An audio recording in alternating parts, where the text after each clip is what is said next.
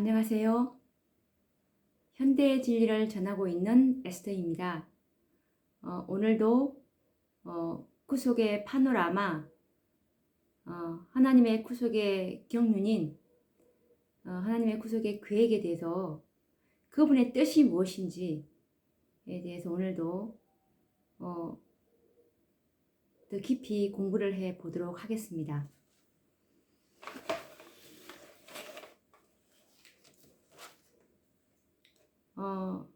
많은 분들이 지금 주님의 재림을 너무나 고대하고 있을 것입니다. 네, 저 또한 마찬가지입니다. 우리가 하나님 예수님의 재림의 날과 시간은 우리가 하나님의 고난에 속한 것이기 때문에 그 영역은 우리가 알 수 없는 것이 사실입니다. 그렇지만 언제 이 은혜의 시기가 마칠지에 대한 그 계시는 증언의 말씀에 밝혀져 있는데 이것들에 대해서 얘기를 하는 것을 제가 보지를 못했습니다. 그래서 우리가 이 은혜의 시기만 안다면 언제 예수님께서 지성소에서 나오시는지, 어떻게 될 때 예수님의 중보사업이 끝나게 되는지에 대해서 안다면 우리가 주님의 재림의 날짜도 가늠해 볼 수 있습니다. 정확한 날과 시간은 알 수 없지만 예측은 할 수 있습니다. 왜냐하면 지성소에서의 중보사업이 끝나는 날 끝나자마자 바로 7재앙이 시작이 되는데, 왜냐하면 더 이상 이제 하늘에서 하나님의 재앙을 막을 수 있는 중보자가 없기 때문에 이제 자비가 섞이지 않는 그 진노의 포도주인 7재앙이 시작이 되는데요. 이 7재앙의 기간은 성경상 볼 때 1년입니다. 그것은 어디에 나와 있냐면 계시록 18장을 한번 보시겠습니다.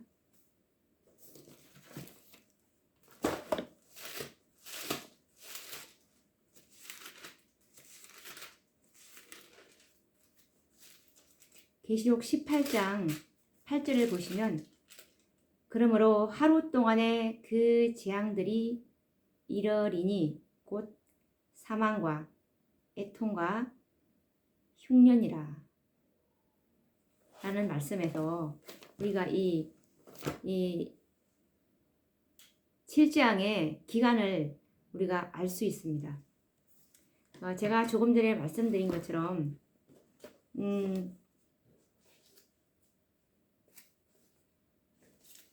지성소에서의 중보사업이 끝나면 이제 바로 7재앙이 시작된다는 말이 어디에 나와 있냐면 살아남은 이들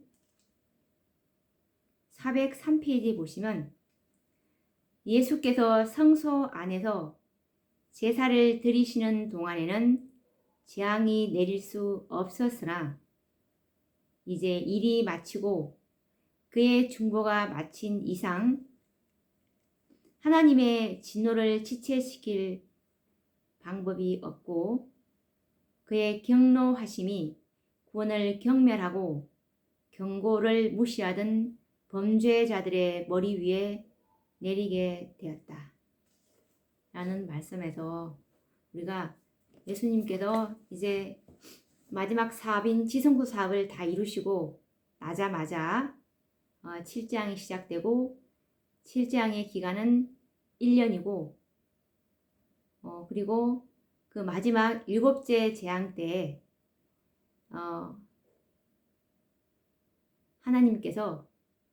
아버지 하나님의 그 음성으로 예수님의 오시는 날과 시간을 우리에게 말씀하시는 그 장면이 있게 되므로 이런 것들이 그 1년 안에 다 이루어지게 됩니다. 그래서 이 은혜의 시기가 어떻게 맞춰지는 것이 지금 굉장히 제일 중요한 것입니다. 어떻게 될 때 이 은혜의 시기가 맞춰지는지. 그런데 이 은혜의 시기가 어떻게 될 때 맞춰지는지, 그리고 우리가 그에 대한 이 환난에 대한 준비를 어떻게 해야 되는지에 대한 계시가 증언의 말씀에 다 나와 있는데 이것에 대한 연구가 지금 재림을 기다리노라고 하는 성도님들에게 이 목자들이 이것에 대한 준비를 시키지 못하고 있습니다. 그래서 정말 이 7재앙 때 이 피난처를 갖지 못한 그리스도인들이 대부분이라고 그랬거든요. 왜냐하면 이것을 가르치지 않고 백성들은 알고 있지 못하기 때문에 준비를 게을리했습니다. 그래서 대부분의 그리스도인들이 이 재림의 날 때 쓰라린 실망을 당할 것이라고 경고를 하고 있는데요. 그러면 이 말씀이 어디에 나와 있는지 증언으로 좀 확인을 시켜보도록 하겠습니다.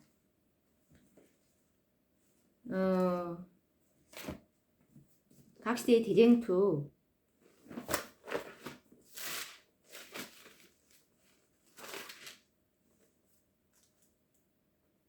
제37장 믿음의 기준이 되는 성경이라는 장에 놓습니다.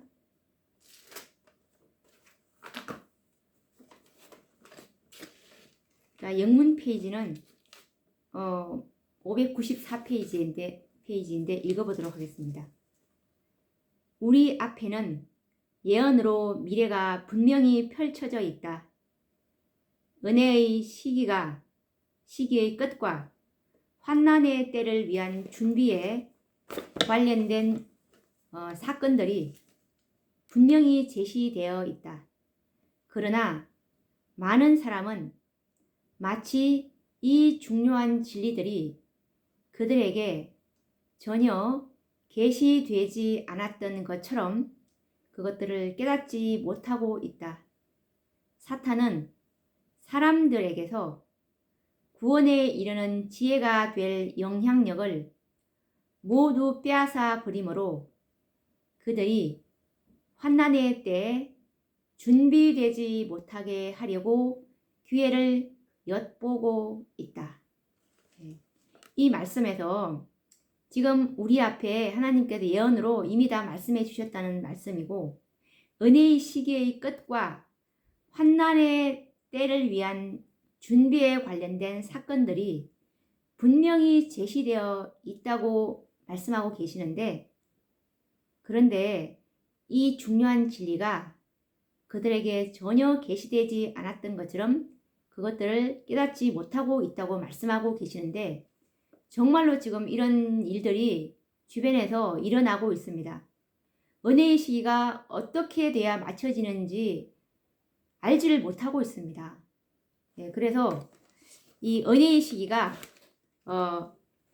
어떻게 될 때에 맞춰지고, 그리고 환난의 때를 위한 준비를 어떻게 해야 되는지에 대해서 우리가 좀 알아볼 필요가 있을 것 같아서 한번 알아보도록 하겠습니다.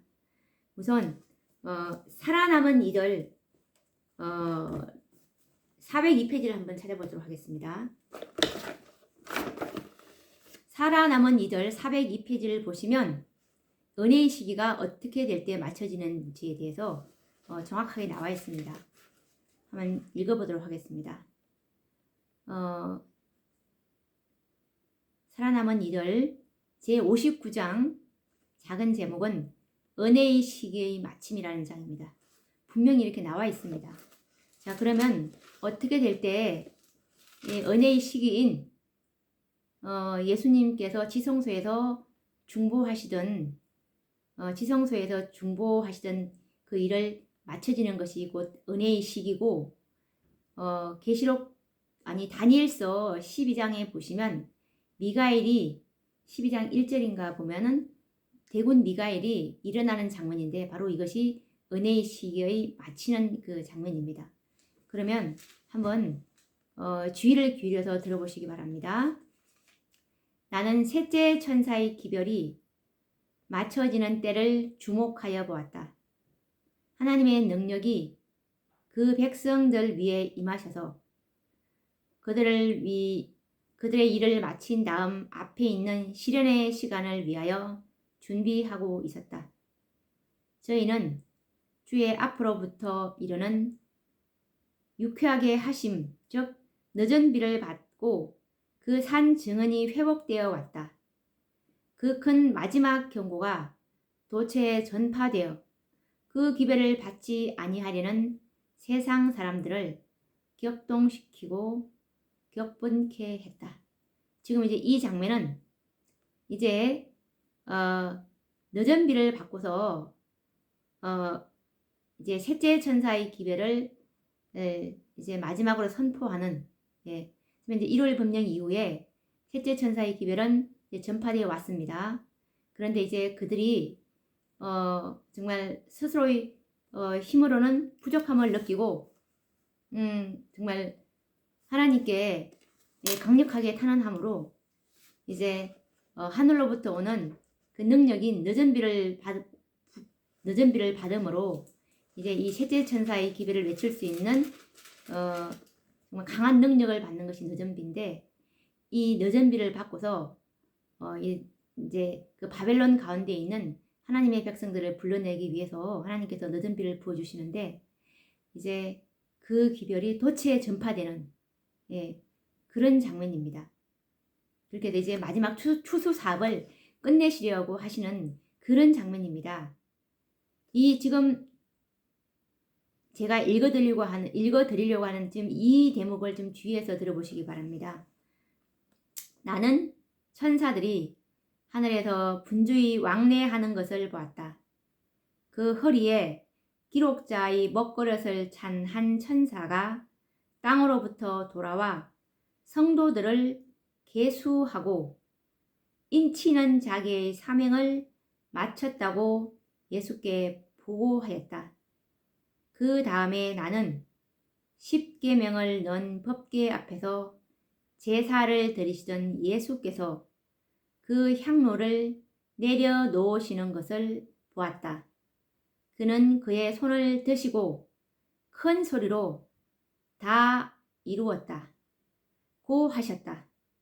그리고 모든 천사들은 예수께서 불의를 하는 자는 그대로 불의를 하고 더러운 자는 그대로 더럽고 의로운 자는 그대로 의를 행하고 거룩한 자는 그대로 거룩되게 하라.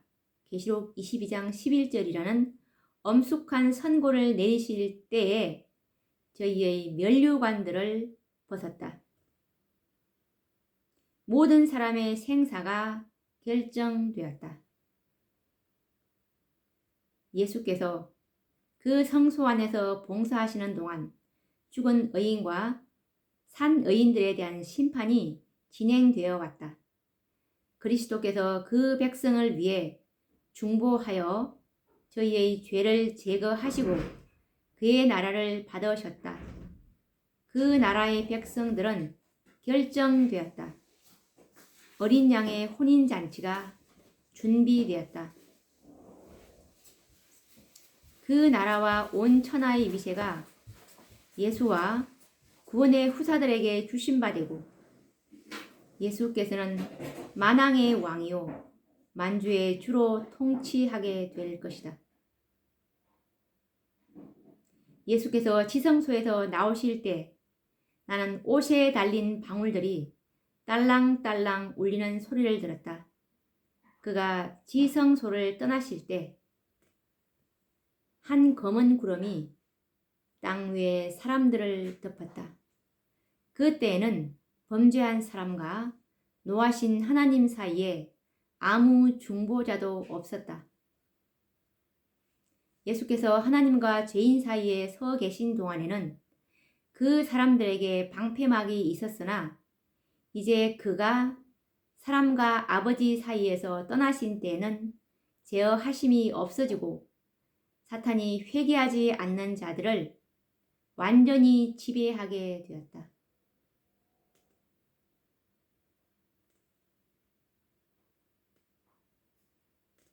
이 말씀에서 지금 우리가 정말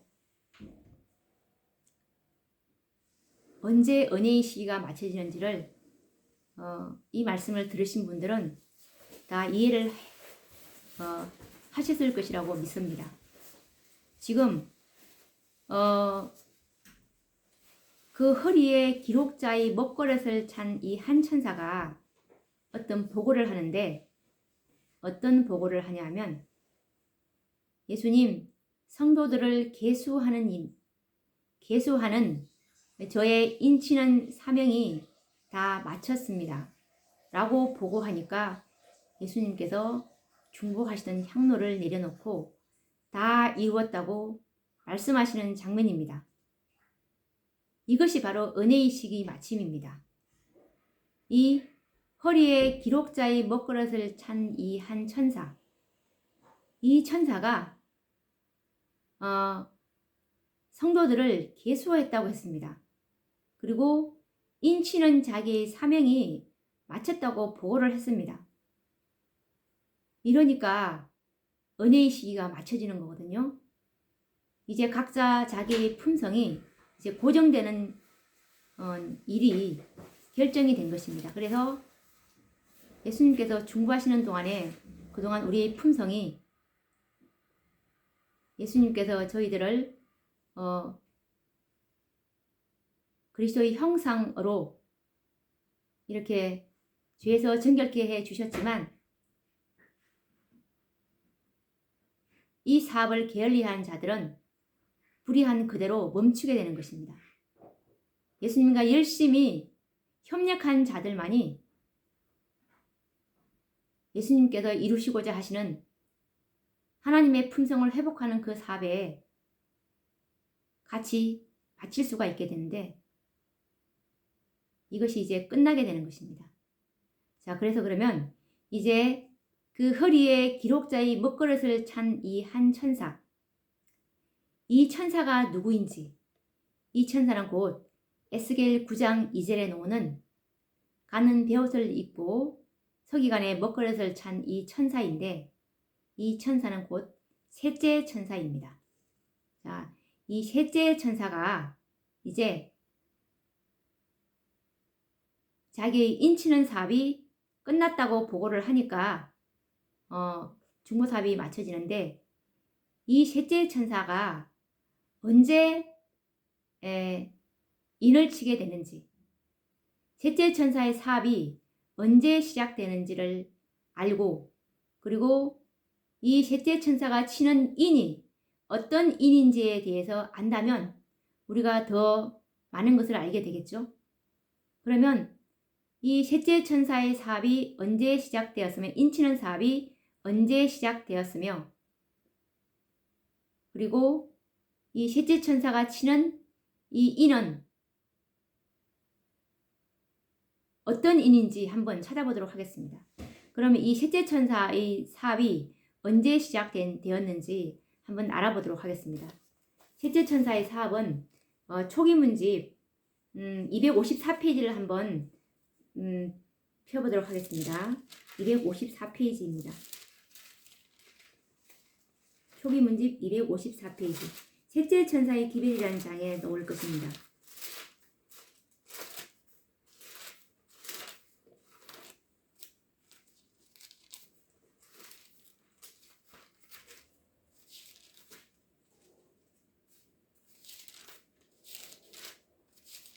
읽어보도록 하겠습니다. 예수께서 성소의 봉사를 끝내시고 지성소에 들어가셔서 하나님의 율법이 들어있는 법궤 앞에 서 계실 때 세 번째 기별을 가진 힘센 천사를 세상에 보내셨다. 자, 그러면 이 세 번째 기별을 가진 힘센 천사가 바로 셋째 천사인데, 셋째 천사를 성소 봉사를 끝내시고 지성소에 들어가셨을 때 보내셨다고 하셨는데, 그럼 이때가 언제냐 하면 예수님께서 지성소에 들어가실 때가 바로 1844년 10월 22일 바로 이 말세 시대가 시작되는 그때입니다. 말세 시대는 바로 예수님께서 지성소에 들어가신 그 때부터가 말세 시대인데, 그러면 1844년부터 이 인치는 사업이 시작되었다는 것을 우리가 이제 알 수가 있습니다. 이 셋째 천사가 셋째 천사를 내려보냈다는 것을 알 수 있는데, 그럼 이 셋째 천사의 이 사업이 이 언제부터 시작되었는가를 우리가 지금 알았고, 셋째 천사의 사명이 무엇인지, 도대체 셋째 천사가 무슨 일을 하는지에 대해서 또 알아보도록 하겠습니다. 왜냐하면 지금 제가 254페이지에 읽어드린 이 말씀은 셋째 천사의 사업이 언제부터 시작되었는가를 지금 알아보았습니다. 그것은 예수님께서 지성소에 들어가셨을 때부터 시작되었다는 것을 알 수 있고, 그 사명이 무엇인지, 셋째 천사의 사명은 초기 문집 118페이지를 찾아보도록 하겠습니다.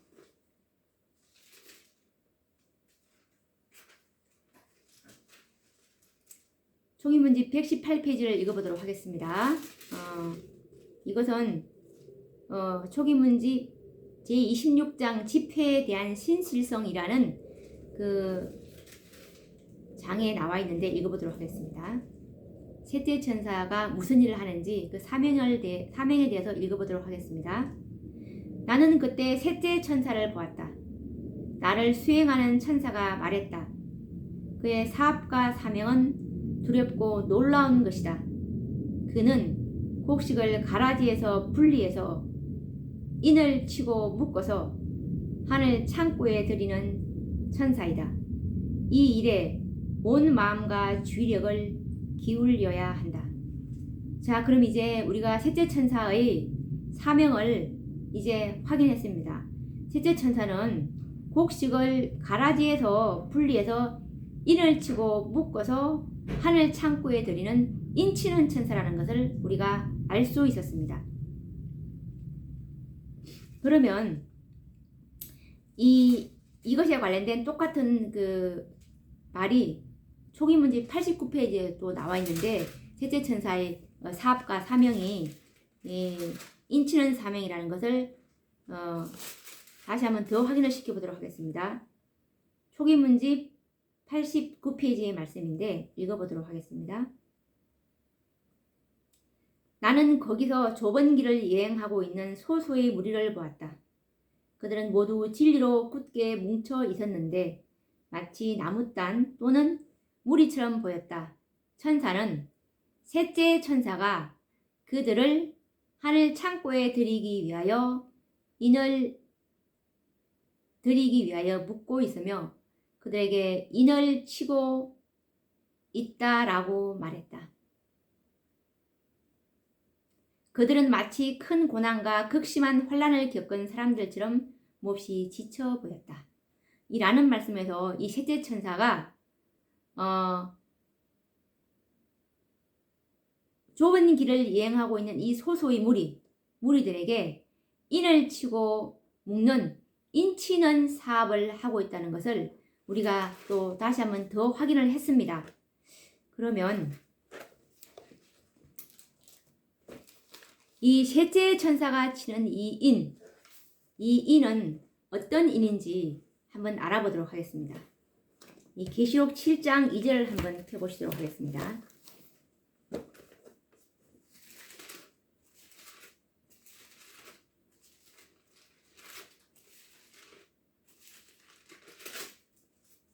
아까 살아남은 이들 402페이지에서 그 허리에 기록자의 먹거릇을 찬 한 천사라고 했는데, 이 천사가 곧 에스겔 9장 2절에 이 가는 베옷을 입고 허리에 서기관에 먹거릇을 찬 이 천사는 동일한 천사라는 것을 계시록 7장 2절에 나와 있습니다. 자, 그러면 계시록 7장 2절을 한번 읽어보도록 하겠습니다. 또 봄에 다른 천사가 살아계신 하나님의 인을 가지고 해 돋는 데로부터 올라와서 땅과 바다를 해롭게 할 권세를 얻은 네 천사를 향하여 큰 소리로 외쳐 가로되, 우리가 우리 하나님의 종들의 이마에 인치기까지 땅이나 바다나 나무나 해하지 말라 하더라. 내가 인맞은 자의 수를 들으니 이스라엘 자손의 각 지파 중에서 인맞은 자들이 14만 4천이니 라는 말씀이 있습니다.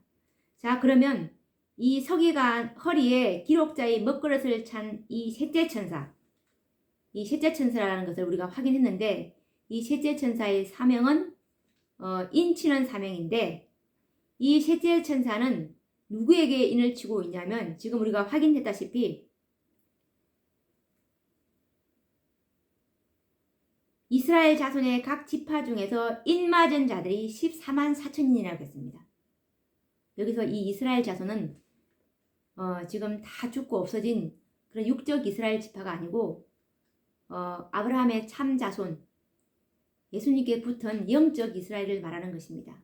그리스도에게 속한 자, 이 자들을 영적 이스라엘이라고 하는데, 이 자들이 몇 명이냐면 14만 4천입니다. 자, 그러면 이 셋째 천사가 살아계신 하나님의 인을 가지고 인을 치고 있는데, 인을 몇 명을 치라고 예수님께서 말씀하셨냐면 14만 4천 명까지 쳐라 라고 지금 그 셋째 천사를 내려보냈고, 그 셋째 천사가 올라와서 예수님께서 14만 4천 명만 인을 치라고 하셨는데, 그 인치는 일이 다 끝났습니다 라고 보고하는 장면이 지금 아까 살아남은 이들 402페이지의 말씀인데, 이것이 또 어디에 나와 있냐면 초기문집 279페이지에 이 은혜의 시기의 마침이 어떻게 될 때 이루어지는지에 대해서 또 자세히 나와 있는데, 또 읽어보도록 하겠습니다. 셋째 천사의 기별의 마침이라는 장입니다. 초기문집 제66장 제목은 셋째 천사의 기별이 맞춰짐이라는 그 장인데, 자, 읽어보도록 하겠습니다. 나는 천사들이 하늘에서 왔다 갔다 하는 것을 보았다. 한 천사가 잉크통, 즉 뿔로 만든 것을 가지고 지구에서 돌아와 예수님께 자기의 일이 끝났음을 보고하고 성도들의 수가 차고 인치는 삽이 맞췄음을 보고했다. 그러자 나는 십계명이 들어있는 법궤 앞에서 봉사하시던 예수께서 향로를 내던지시는 것을 보았다. 그분은 그의 손을 치켜 들고 다 이루었다 하고 큰 소리로 부르짖었다. 그리고 예수께서 불의한 자는 그대로 불의를 하고 더러운 자는 그대로 더럽고 의로운 자는 그대로 의를 행하고 거룩한 자는 그대로 거룩하게 하라고 엄숙하게 선포하실 때 모든 천사는 그들의 면류관을 벗어 던졌다. 모든 사람의 운명이 생사간에 결정되었다. 예수께서 성소에서 봉사하고 계시는 동안 죽은 의인들과 살아있는 의인들에 대하여 심판이 행해졌다. 그리스도께서 그분의 백성들을 위하여 대속하시고 그들의 죄를 도말하심으로 인하여 그의 왕국을 받으셨다. 그리고 왕국에 살 거민들이 결정되었다. 어린 양의 혼인이 이루어졌다. 그리하여 왕국과 온 하늘의 왕권이 예수님과 구원을 상속받은 자들에게 주어진 바 되었으며, 예수께서는 만왕의 왕이요 만주의 주로서 다스리게 되었다. 예수께서 지성소에서 나오실 때 나는 그의 예복에서 방울 소리가 나는 것을 들었다. 그가 나오시자마자 온 지상의 거민들은 흑암으로 덮였다. 이제는 죄인과 진노하신 하나님 사이에 중보자가 없어졌다. 예수께서 죄인과 하나님 사이에 계시는 동안에는 억제하시는 능력이 있었으나 그분이 아버지와 인간 사이를 떠나시자 그 능력은 사라지고 마지막까지 회개하지 않는 자들은 완전히 사탄의 지배하에 있게 되었다. 예수께서 성소에서 봉사하고 계시는 동안에는 진노가 내릴 수 없었으나 그분의 사업이 마쳐지자 그의 중재는 끝나고 하나님의 진노를 멈추게 할 것이 아무것도 없으므로 구원을 무시하고 견책을 싫어한 죄인들의 피난처 없는 머리 위에 그분의 진노가 맹렬히 부어졌다. 자, 이런 여기서 아까 확인할 수 있듯이 예수님의 중보사업이 끝나자마자 바로 하나님의 진노가 맹렬히 부어지는 7장이 시작되는 것을 우리가 알 수 있습니다. 다시 한번 돌아와서 이제 여기서 한 천사가 잉크통을 가지고 지구에서 돌아와 라고 했는데 아까 우리가 이 한 천사가 셋째 천사라는 것을 알 수 있었고 셋째 천사는 예수님께서 지성소에 들어가셔서 내려보내셨다는 것을 알 수 있고 이 셋째 천사의 사업과 사명은 살아계신 하나님의 인을 치는 즉 살아계신 하나님의 인은 예수님께서 숫자를 정하셨습니다. 14만 4천인에게만 치라고 14만 4천인까지만 계수하라고 우리가 아까 살아남은 이들이라는 책에서 성도들을 계수하고 라고 했는데 이 계수라는 것은 어떤 헤일 수 없는 많은 무리가 아니고 셀 수 없는 어떤 숫자를 말하는 것이 아니고 숫자가 정해져 있을 때 계수라는 표현을 씁니다. 숫자를 계산하다, 숫자를 헤아리다 라는 그 의미가 계수인데 어떤 정해진 분량의 숫자가 있을 때 이 의미를 쓰는 것입니다. 그래서 14만 4천의 숫자를 계수하라고 이 셋째 천사를 내려보냈다는 것을 우리가 알 수 있었습니다. 그래서 이제 이 인치는 사업이 마지막 그 14만 4천까지 이제 다 이제 그 이마에 에스겔 9장 2절에 보면 그 이마에 표를 치라고 했는데 그 표는 보이지 않는 그 표입니다. 우리가 육적으로 보는 그런 표가 아니고 하나님의 품성이 이제 하나님의 율법이 그들의 마음에 새겨진 자들 하나님의 품성으로 변화된 자들에게 치는 표가 이 살아계신 하나님의 인입니다. 그래서 계시록 7장 화이트 주석에 보면 이 살아계신 하나님의 인은 그리스도의 품성을 가진 자들에게만 쳐지는 인이라는 것을 확인을 해 보시면 됩니다. 그래서 이제 이 14만 4천의 인침이 다 계수가 되니까 예수님께서 지성소에서 중보사업을 마침으로 이 은혜의 시기가 맞춰지는 것을 우리가 확인할 수 있었습니다. 그럼 이제 각시대의 대쟁투에서 또 이 은혜의 시기 마침을 말씀하고 있는데 한번 찾아보도록 하겠습니다. 각시대의 대쟁투는 614페이지 말씀인데 읽어보도록 하겠습니다.